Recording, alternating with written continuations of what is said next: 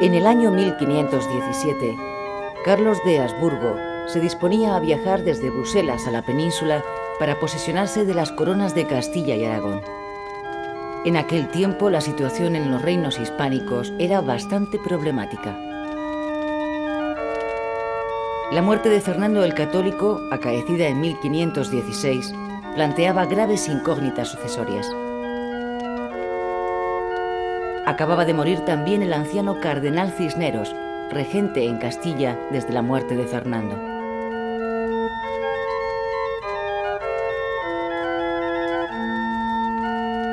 En el palacio de Tordesillas se encontraba recluida Juana, legítima heredera de la corona, pero apartada del gobierno a instancias de su marido y de su padre. Por esta época tenía 38 años. Su única compañía y consuelo era su hija Catalina, nacida tras la muerte de Felipe el Hermoso en 1506, a la que Juana se aferró mientras le fue posible.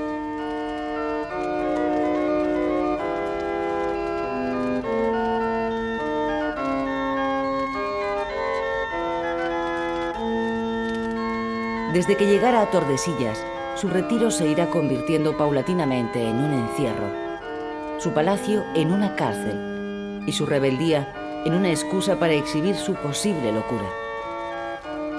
¿Estaba Juana realmente loca o fue víctima de las ambiciones sucesivas de un esposo, un padre y un hijo?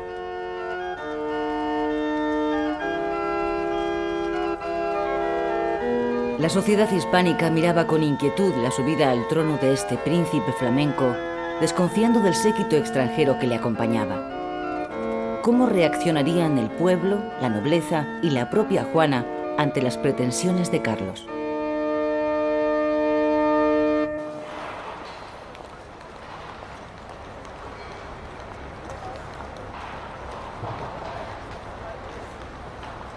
El joven príncipe se educó en Flandes, rodeado de preceptores flamencos, en un entorno cultural alejado de las tradiciones hispánicas y dentro del lujoso protocolo de la Casa de Borgoña. Su madre, Juana, junto a su esposo Felipe, habían vuelto a Castilla cuando Carlos apenas contaba 1 año de edad. Entre todas las ciudades que guardan la memoria de Carlos, es en Bruselas donde se inició su reinado en el año 1516, cuando a la muerte de Fernando el Católico es proclamado su sucesor. También será en esta ciudad donde se celebre la solemne ceremonia de abdicación en 1556. Todos los años, en esta Gran Place de Bruselas, se celebra una gran fiesta para conmemorar al monarca, que pasó a la historia con el nombre de Carlos I de España y V de Alemania. Como cualquier niño flamenco de su época, Carlos solo hablaba el idioma francés. El castellano lo aprendería más tarde y nunca supo alemán. El francés era la lengua que utilizaba para cartearse con sus hermanos, así como la lengua oficial del imperio. Esta etapa de la historia supuso la inclusión de los reinos hispánicos en un proyecto imperial que abarcó más de medio mundo.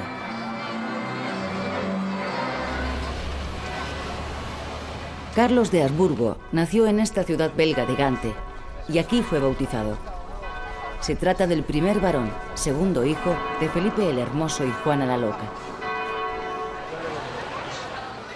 Las muertes sucesivas de hasta 5 príncipes y princesas que le antecedían en la sucesión a los tronos hispánicos y la presunta locura de su madre le convirtieron con tan solo 17 años en el soberano de un gran imperio.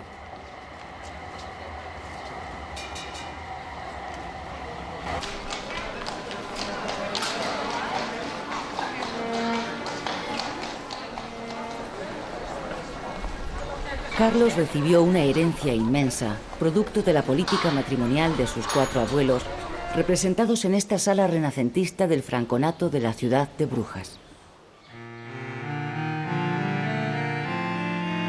De su abuela paterna, María de Borgoña, recibió las tierras del condado de Borgoña en los Países Bajos. De su abuelo paterno, el emperador Maximiliano de Austria, los estados de los Habsburgo en el sudeste de Alemania y el título de emperador a partir de 1521. De su abuelo materno, Fernando el Católico, la corona de Aragón, y los dominios de Nápoles, Sicilia y Cerdeña. Y por último, de Isabel la Católica, la corona de Castilla con los territorios recién conquistados en América y norte de África.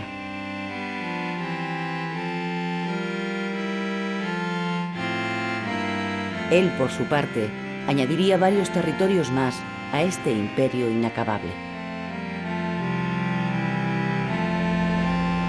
Carlos considerará esta herencia como un patrimonio familiar que debía defender unido, articulado sobre la base del cristianismo. El erasmismo fue el eje ideológico sobre el que giró la idea imperial de Carlos V. Pero este pensamiento entró en decadencia a partir de 1528. Erasmo de Róterdam fue preceptor de Carlos en la corte flamenca, pero nunca estuvo en España, cuestión que zanjó con su famosa frase latina «Non placet Hispania». Uno de sus mejores discípulos fue el valenciano Juan Luis Vives, cuyo busto podemos encontrar actualmente en un rincón de la ciudad de Brujas. Vives era hijo de judíos conversos y tuvo que huir a causa de la represión inquisitorial que sufrieron sus padres y su familia. Profesor en las universidades de Oxford y Lovaina, su prestigio alcanzó a toda Europa y murió lejos de su tierra de nacimiento, sin explicitar públicamente su condición de descendiente de judíos ni los procesos inquisitoriales ejercidos sobre su familia. El valor supremo para Erasmo era la paz. En ella creyó cuando los nuevos príncipes cristianos de Europa eran jóvenes prometedores, escribiendo para Carlos V Educación del Príncipe Cristiano. También reivindicó la libertad de pensamiento, la beligerancia anticlerical y el rigor en las traducciones y adaptaciones de la Biblia, así como el retorno a las fuentes primitivas del cristianismo. La síntesis del proyecto renovador de la cristiandad la ofreció en su obra maestra, Elogio de la locura, dedicada a su amigo Tomás Moro. El primer índice inquisitorial de 1559 prohibió las obras de Erasmo en el territorio hispánico.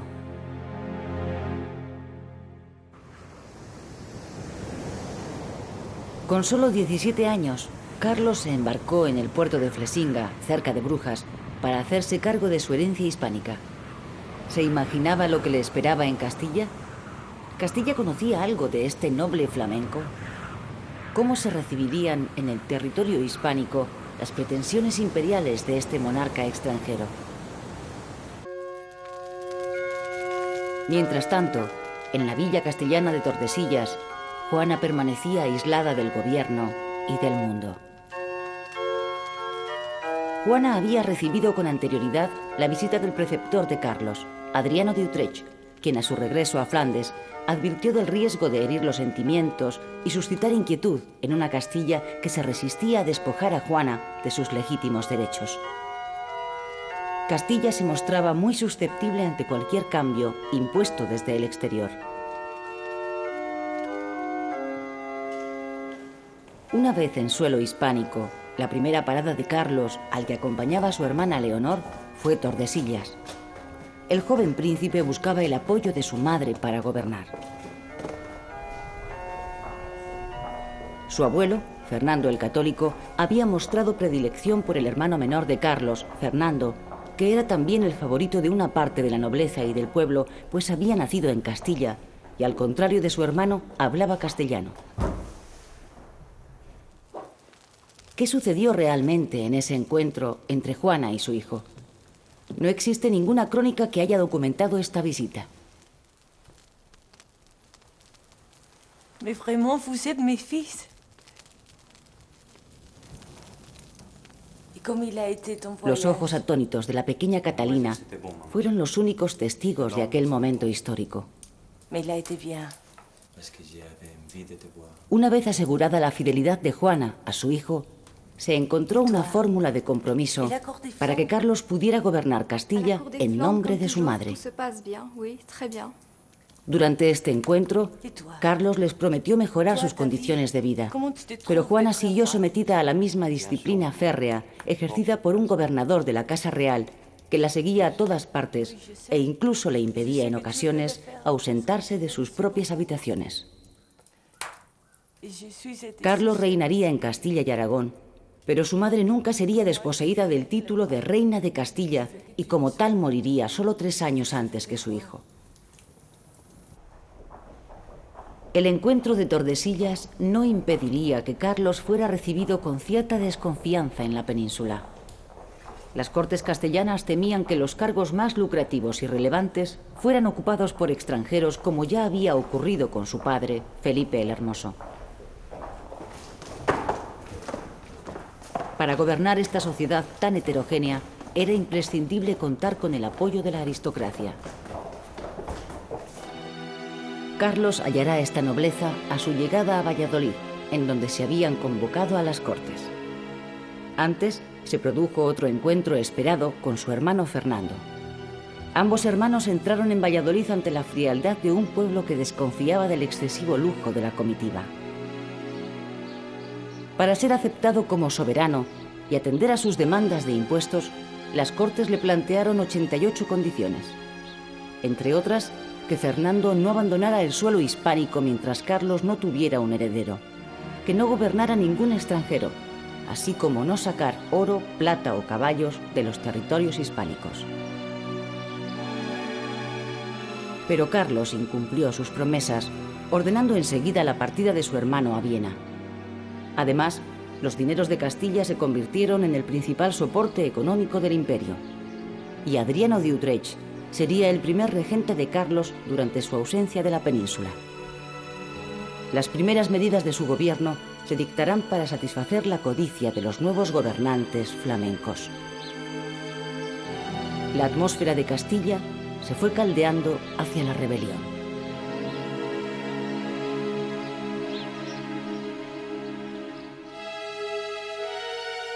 Después de su estancia en Valladolid, Carlos continuará viaje hacia Zaragoza y Barcelona, en donde también se convocaron las Cortes.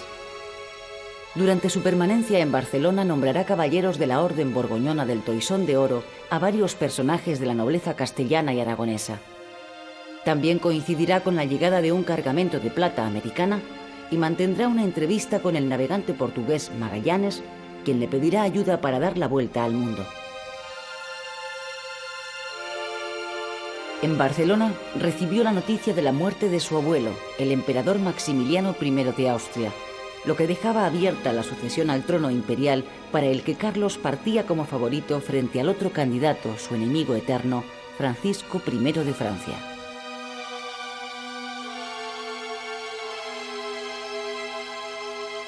Es hora de que escuche y atienda la voz de la justicia. Estas buenas noticias contrastaban con las informaciones inquietantes que llegaban desde Castilla y Valencia. ¿Y las otras ciudades? Zamora y Segovia aceptaron. Las ciudades de Toledo, Segovia y Ávila se rebelaron, iniciando el movimiento que sería conocido como las Comunidades de Castilla. La chispa saltó en Toledo, en donde un grupo de nobles expulsó al regidor nombrado por la corona. Al frente de esta insurrección se puso Juan Padilla. Segovia y Salamanca, capitaneadas por Bravo y Maldonado respectivamente, no tardaron en unirse a la revuelta. Medina del Campo sería incendiada por las tropas realistas para que el arsenal de armas que había en esa ciudad no cayera en manos de los insurrectos. En Valencia, la peste hizo que los nobles abandonaran la ciudad y los campesinos se alzaron contra sus señores en protesta por el empleo de mano de obra mudéjar, más dócil y barata. Este levantamiento se conoció con el nombre de Germanías y terminó propagándose también a Mallorca. El rey debería actuar rápido y poner orden, pero la muerte de su abuelo Maximiliano le había situado en disposición de sucederle en el trono imperial.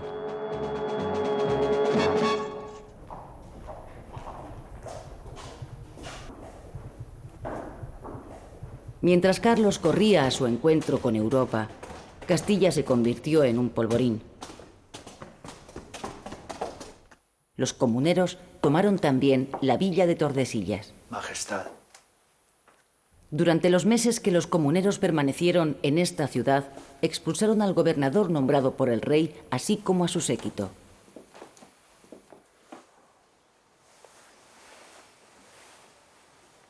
¿Qué me traéis? ¿Qué hubiera sucedido en el supuesto de que Juana hubiera firmado los documentos que le presentaron para que asumiera la corona de Castilla?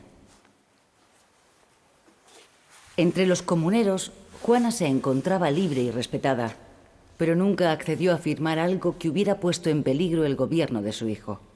Sin el apoyo de Juana, la rebelión estaba condenada al fracaso. Por otra parte, la alta nobleza vio amenazados sus intereses a causa de la radicalización progresiva de las revueltas y el creciente poder de los burgueses, colocándose al lado de la monarquía. La derrota posterior de los comuneros en Villalar y el consiguiente ajusticiamiento de sus líderes consolidó el absolutismo regio en Castilla.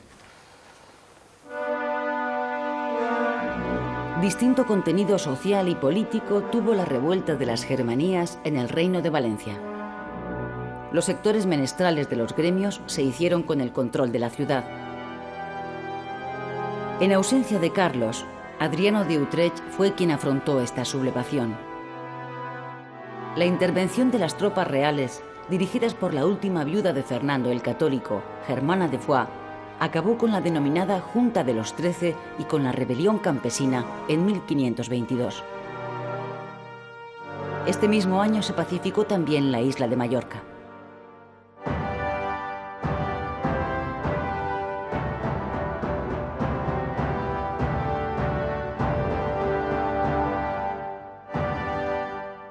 Mientras los reinos hispánicos se convulsionaban por las comunidades castellanas y las Germanías de Valencia y Mallorca, Carlos era coronado emperador en la capilla palatina de Aquisgrán, en el mismo lugar donde antes había sido investido Carlomagno.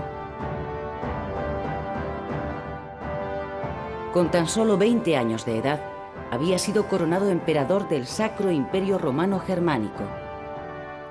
¿Cuál sería el papel de la sociedad hispánica dentro del imperio de Carlos V?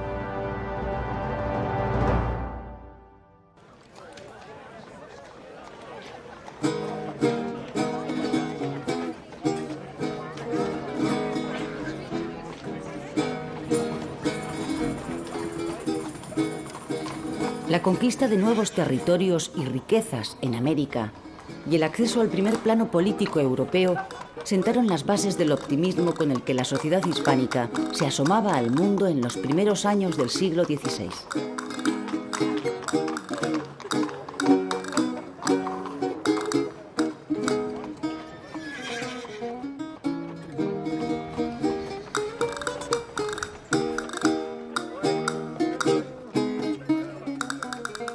En esta sociedad tuvo gran relieve el papel de la burguesía instalada en las principales ciudades.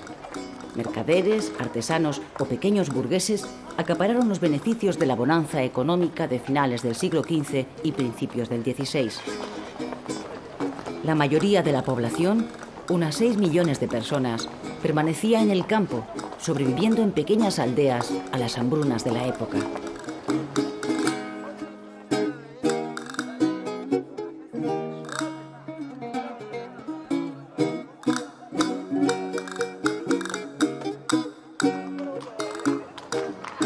La tarea más difícil que se le presentó a la sociedad hispánica era la de adaptarse a las nuevas expectativas creadas a partir de su inclusión en un proyecto universal. En la España de Carlos V coexistían 3 intereses diferentes y a veces contrapuestos. Por un lado, Sevilla se volcaba al comercio con América. Castilla del Norte estaba ligada económicamente a Flandes y a la Europa del Norte. Y por último, la Corona de Aragón seguía mostrando sus preferencias por los mercados del Mediterráneo. Otro problema era el de la mano de obra. Una industria joven y en expansión se encontraba de repente desbordada por una enorme demanda tanto del interior como del exterior. Hay que tener presente también las secuelas de la rebelión comunera. La derrota en Villalar no había enterrado las reivindicaciones legítimas planteadas durante el conflicto, como la de los sectores de la producción textil que se oponían a la exportación masiva de la lana.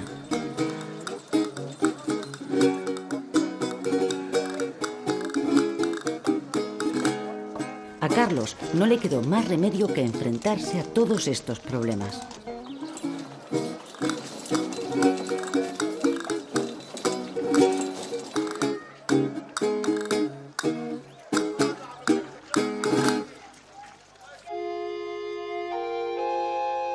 ¿Cómo era en realidad Carlos V?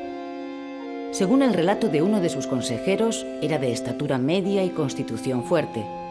La nariz curvada y aguileña y los ojos penetrantes.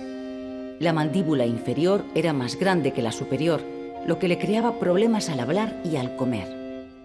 De carácter melancólico y rencoroso, era muy trabajador.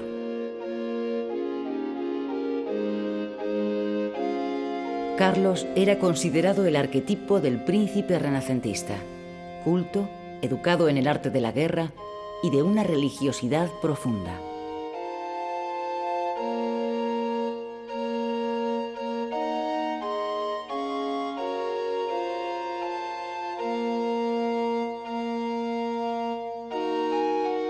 En las vidrieras de la Catedral de Sevilla aparece representado como San Sebastián. Durante toda su vida estuvo dispuesto a emplear sus reinos, sus amigos, su cuerpo y su sangre para defender la fe católica, como dijera él mismo. En el año 1525, al contemplar la magnitud de la tarea que se le presentaba, era ya consciente de que no debía fracasar.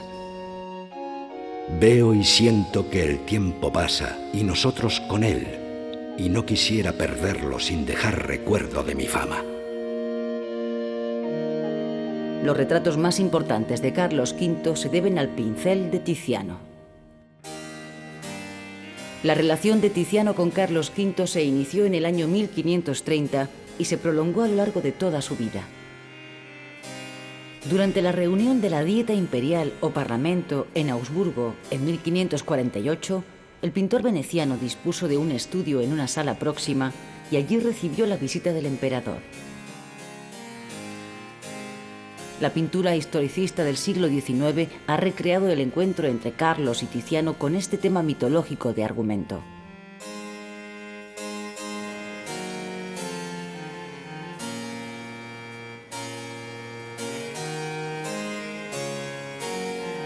Tiziano regaló al emperador una de sus pinturas dedicadas a Venus.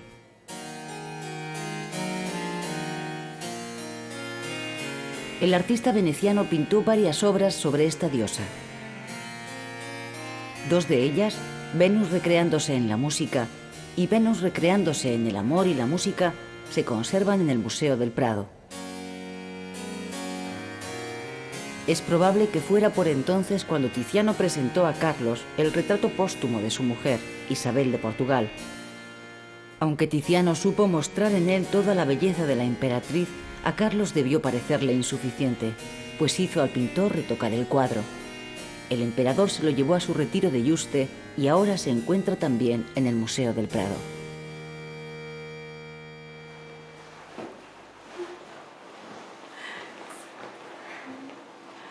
En la primavera del año 1526, Carlos V llegaba a Sevilla. Allí le esperaba Isabel de Portugal, con la que iba a desposarse. Isabel había sido la elegida entre las varias candidatas una vez que se descartó a cualquier princesa del Reino de Francia debido a la enemistad entre ambos soberanos. La candidata de Inglaterra, María Tudor, solo tenía 6 años y hubiera supuesto una espera demasiado larga para unos súbditos castellanos que venían apremiándole para que se casara y que habían mostrado su predilección por una princesa del país más cercano, Portugal. En la elección de Isabel, es posible adivinar el reconocimiento del emperador hacia las legítimas peticiones que Castilla le planteó a su llegada en 1517. Además, Carlos necesitaba una persona de la confianza de Castilla a la que dejar la regencia del reino cuando él estuviera ausente.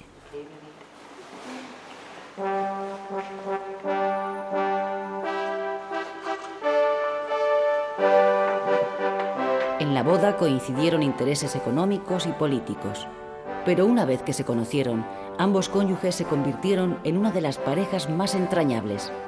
Las crónicas de la época hablan de la boda y del amor que surgió súbitamente entre ellos.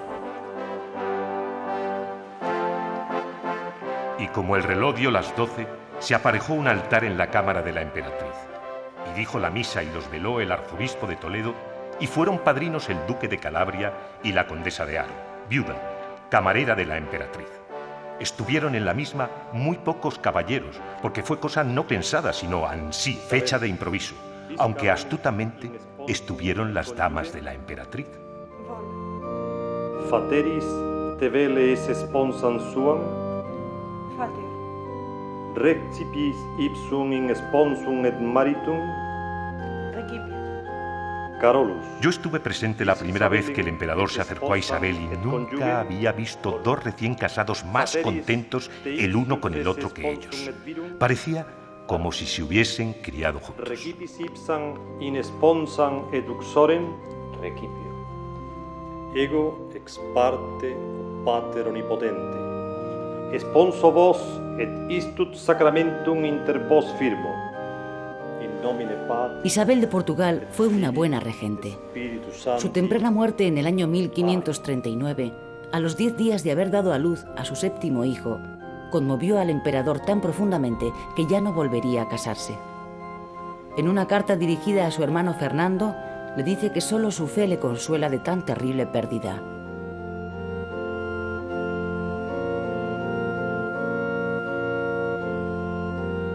Después de la boda en Sevilla, Isabel y Carlos viajaron hasta Granada, en donde permanecieron varios meses, hasta que las obligaciones de gobierno reclamaron con urgencia la presencia del emperador. Allí Carlos mandaría edificar un palacio renacentista en medio de la Alhambra.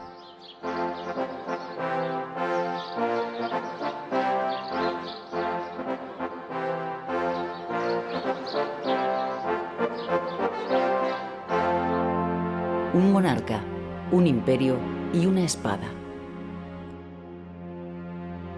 Esta idea unitaria del emperador, junto a una fe católica inquebrantable, va a chocar con la oposición de sus 3 enemigos históricos: Francisco I, rey de Francia; Solimán el Magnífico, emperador de los turcos; y Martín Lutero, el monje agustino que protagonizará el gran cisma de la cristiandad del siglo XVI. Las tesis de Lutero, clavadas en la puerta de la iglesia del castillo de Wittenberg, eran un alegato contra el poder del papado. Estas proposiciones defendían la libre interpretación de la Biblia como única forma de alcanzar la salvación. Asimismo, las teorías protestantes negaban la legalidad de los concilios y las bulas papales. Lutero defendía que para salvarse era suficiente la fe. ¿Por qué los príncipes alemanes adoptaron con tanto entusiasmo las doctrinas de aquel fraile agustino? Lutero encarnaba en su persona los agravios históricos del nacionalismo alemán frente a la cultura latina representada por la Iglesia Católica, que ofrecía en aquellos momentos su peor imagen a causa de su decadencia y corrupción.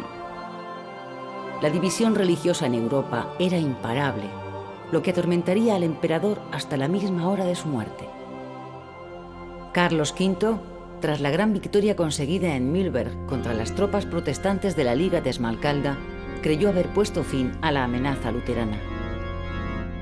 El emperador, que dirigió el avance de sus tropas, no solo mandó a Tiziano perpetuar esta victoria, sino que él mismo relató los pormenores de esta batalla. Según su propio relato, las tropas de ambos ejércitos se encontraban separadas por el río Elba, muy crecido en aquella estación del año.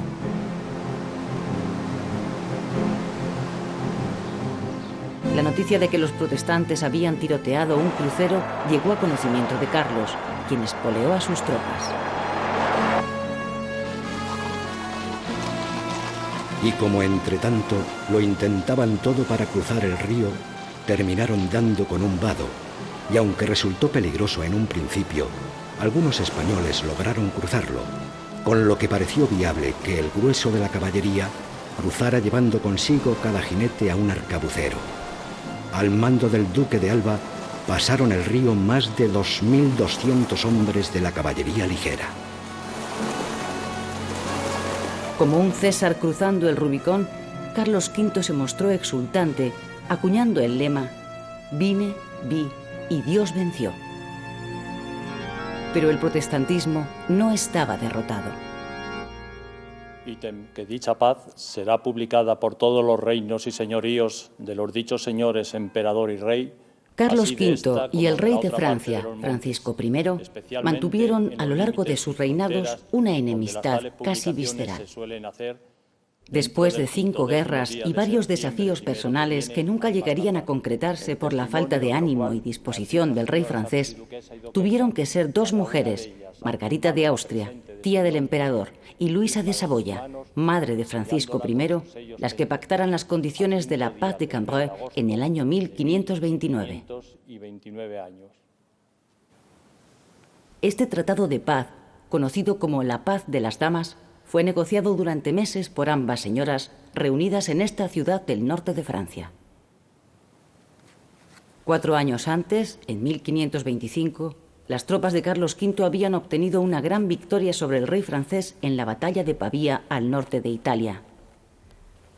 En ella fue hecho prisionero el propio Francisco I, que fue conducido a Madrid. Después de firmarse la paz, sería liberado, entregando como rehenes a sus propios hijos y debiendo jurar que no volvería a atacar más las posesiones del emperador. Pero en un documento secreto firmado el día anterior, el rey francés dejó constancia de que no estaba dispuesto a cumplir los términos de aquella paz. La firma de la Paz de las Damas daría paso a un periodo de tregua considerable entre el imperio de Carlos V y Francia, poniendo fin además a las aspiraciones de Francisco I en Italia.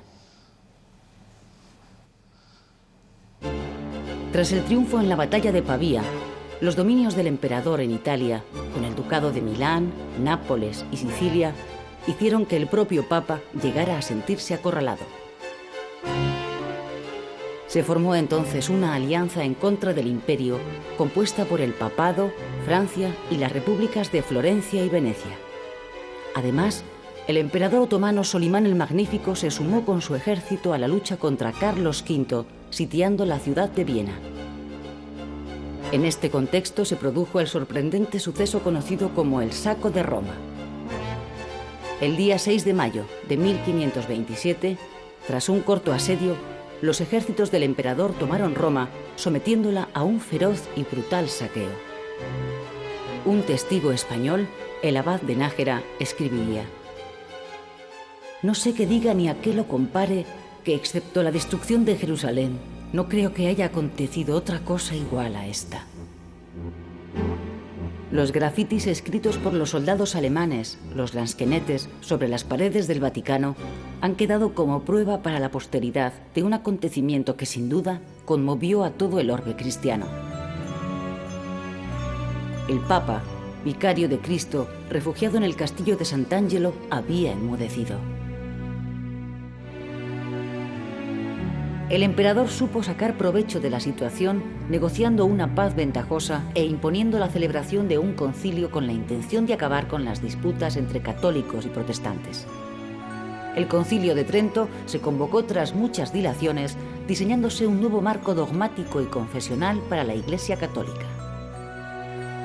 En este concilio tendría un papel fundamental la Compañía de Jesús, fundada por Ignacio de Loyola y a la que se incorporarían pronto grandes personajes de la política de la época como Francisco de Borja.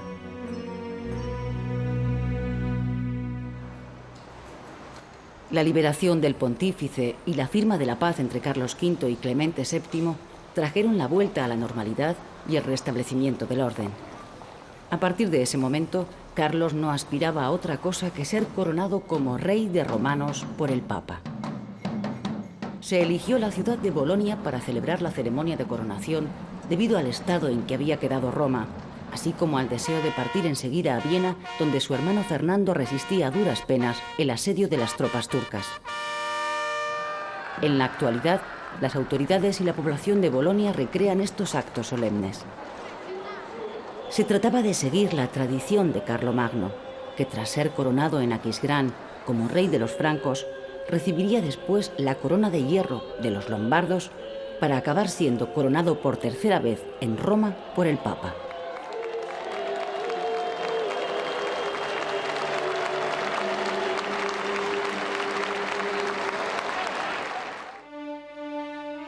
Tras la doble coronación de Bolonia, Carlos V alcanzó el punto álgido de su poder y su gloria. Había llegado el momento de medir sus fuerzas contra el otro emperador del mundo, Solimán el Magnífico. El ejército turco había logrado una gran victoria sobre el rey de Hungría, casado con una hermana de Carlos, con lo que Viena se había convertido en una frontera peligrosa entre los dos imperios. El ejército imperial se dispuso enseguida a socorrer el sitio de Viena, pero el encuentro entre los dos hombres más poderosos del mundo no tuvo lugar, porque Solimán levantó el cerco de la ciudad y se marchó en retirada. Los barcos turcos constituían una pesadilla para las comunicaciones por el Mediterráneo. Los saqueos de las costas españolas y de sus posesiones en África eran continuos. La ciudad de Túnez había caído en poder de Barbarroja. El emperador armó entonces una potente flota para atacar Túnez en el verano de 1535. Carlos V se embarcó con la flota que zarpó del puerto de Barcelona y cruzó el Mediterráneo, asaltando primero la plaza fuerte de la Goleta y poniendo a continuación cerco a Túnez. La toma de esta ciudad constituyó uno de los triunfos más resonantes de Carlos V. El paso del tiempo minimizó esta victoria, pues el poder berberisco apenas resultó dañado. Barbarroja consiguió huir, refugiándose en Argel, y cuando en el año 1541 el emperador quiso repetir en esta ciudad el triunfo de Túnez, fracasó en su intento de tomar esta plaza, que se había convertido en un nido de piratas.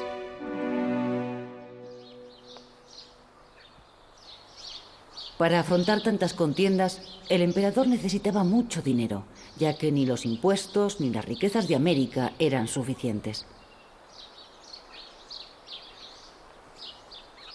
Carlos V tuvo que recurrir muchas veces a los banqueros alemanes, en especial a la familia Fugger.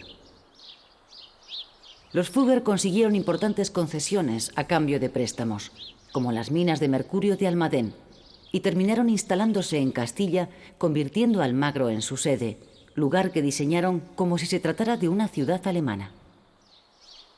Los altos intereses que los banqueros imponían a sus préstamos hizo que la deuda se triplicara.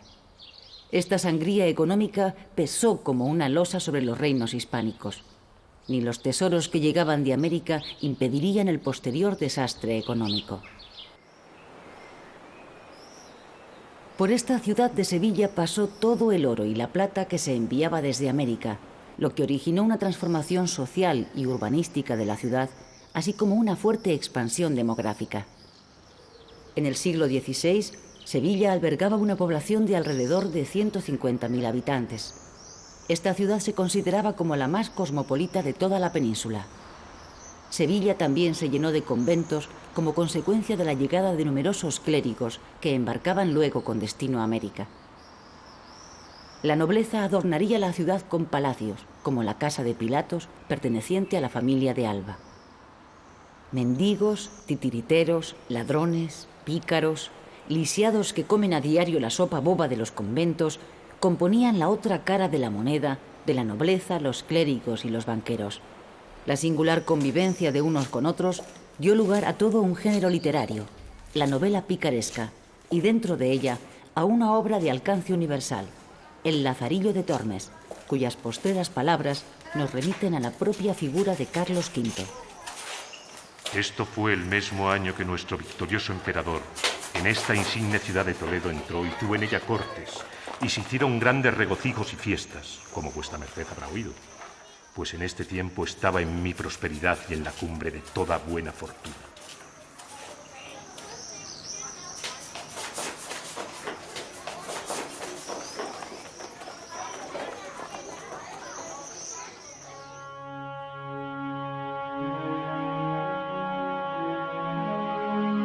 En esta escultura renacentista del Museo del Prado, obra de artistas italianos, los Leoni, Carlos V se nos presenta como el vencedor del turco que yace a sus pies.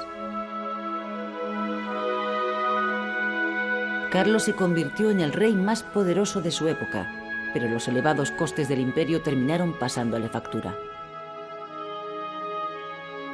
Los últimos años del emperador fueron muy difíciles. El fracaso militar de Innsbruck ante los protestantes donde estuvo a punto de caer prisionero, unido al abandono del sitio de la ciudad de Metz, tomada por el rey de Francia, precipitaron sus deseos de abdicar.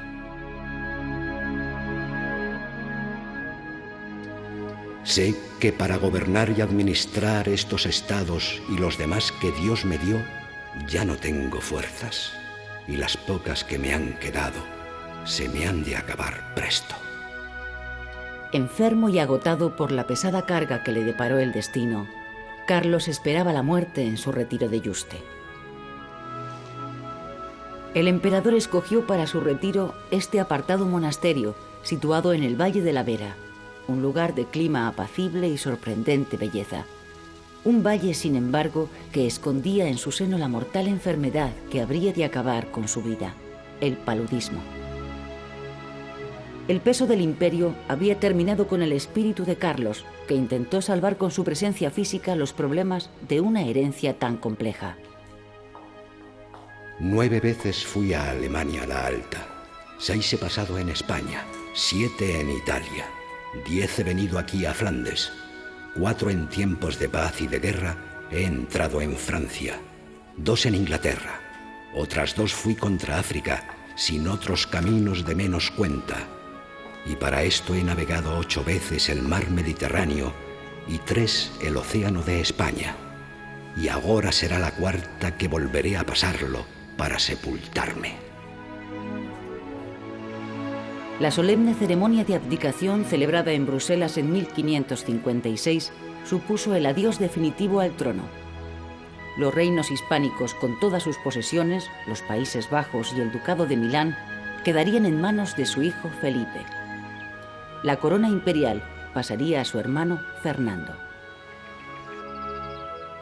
En el retiro de Yuste, el emperador ocupaba su tiempo en los quehaceres más diversos, como el despacho de asuntos de Estado por correo, la pesca en el estanque, paseos por el jardín, lecturas. También escribía sus memorias, desmontaba y volvía a montar sus numerosos relojes, rezaba y departía con su confesor Fray Juan de Regla, con el que le gustaba comentar los textos de los libros piadosos, como las Confesiones de San Agustín.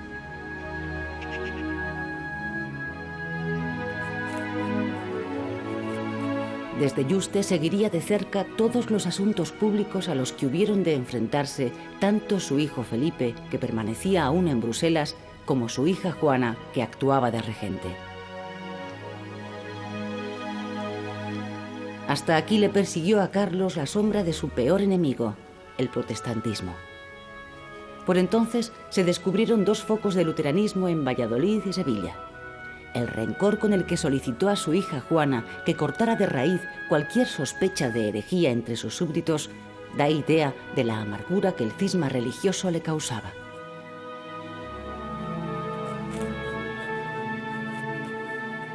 Un informe confidencial describía el auténtico estado del emperador. Según la opinión de los médicos de Su Majestad, dice que tiene muy corta vida a causa de las grandes diversidades de enfermedades que le atormentan y afligen, y finge estar aliviado y mejor de su salud cuando está más falto de ella.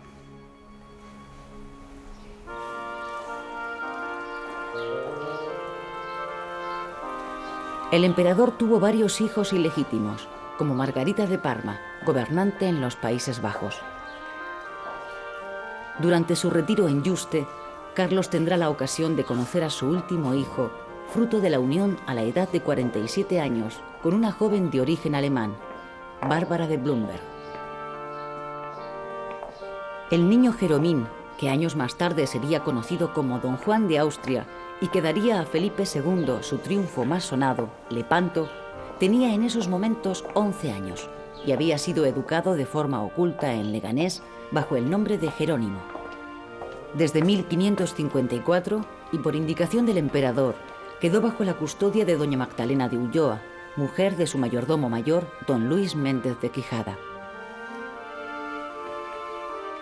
En el verano de 1558, Quijada abandonó el monasterio para regresar poco después con su mujer y el niño, instalándose en el cercano pueblo de Cuacos de Yuste.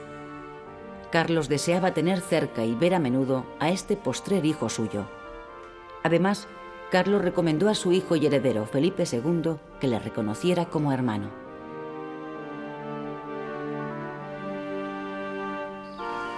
En Yuste, el emperador de medio mundo y un joven de 11 años lleno de sueños hablan de batallas, enemigos o sentimientos.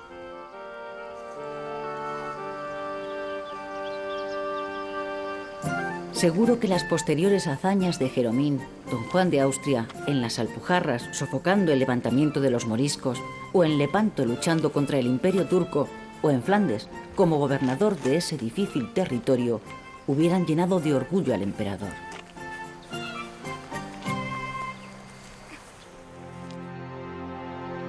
El reinado de Carlos V puede considerarse como una transición entre dos mundos, el medieval y el moderno. El sueño europeo del emperador, la Universitas Cristiana, nunca llegó a consolidarse, pues las nacionalidades europeas emergentes lo impidieron. Desde su dormitorio en el monasterio de Yuste, abierto hacia la capilla del convento y con la vista fija en el cuadro de Tiziano, La Gloria, Carlos consumía sus últimos días. Allí en Yuste esperaba tranquilo a la muerte, escribiendo a su hijo Felipe una carta que nunca terminaría. Yo estuve por quemarlo todo, mas porque si Dios me da vida, confío en ponerla de manera que Él no se le servirá de ella, para que por acá no ande en peligro de perderse. Os la envío para que hagáis que ella sea guardada y no abierta hasta...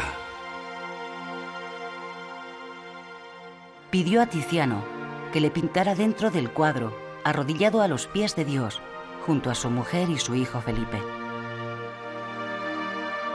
Con la elección del monasterio extremeño de Yuste para pasar los últimos días de su vida, culminaba el creciente afecto que le fue uniendo con los territorios hispánicos desde su primera llegada en 1517. Desde que Carlos de Habsburgo llegara a Tordesillas para encontrarse con su madre Juana, se había producido una paulatina castellanización de Carlos V que trascendía al mero hecho de que Castilla se hubiera convertido en el principal soporte económico del imperio. El primer paso importante en este proceso había sido su boda con Isabel de Portugal, continuando la política matrimonial de sus abuelos, los reyes católicos.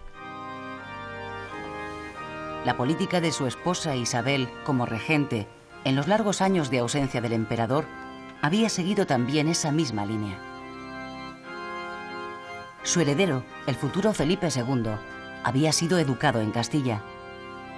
Parecía que la herencia de los derrotados comuneros de Villalar se había impuesto a los sueños imperiales de una política distante y distinta de las tradiciones hispánicas. Este proceso de españolización del emperador, con Castilla como principal eje de referencia, se hizo patente en el encuentro entre Carlos V y el Papa Clemente VII en Bolonia con motivo de la coronación imperial. Carlos saludó al Papa en castellano, no en francés, que era su lengua vernácula, ni en latín, que era la lengua diplomática. En 1536, ante otro Papa, Paulo III, Carlos V vuelve a expresarse en castellano. Cuando el embajador francés dice que no le entiende, el emperador le contesta: Entiéndame si quiere, y no espere de mí otras palabras que de mi lengua española, la cual es tan noble que merece ser sabida y entendida de toda la gente cristiana.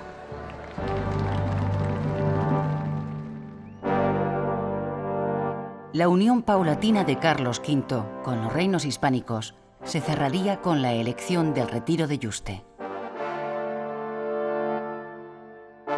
Carlos V moriría el día 21 de septiembre de 1558, abrazado al mismo crucifijo que estrechara a su mujer Isabel de Portugal 20 años antes, en la difícil hora del tránsito.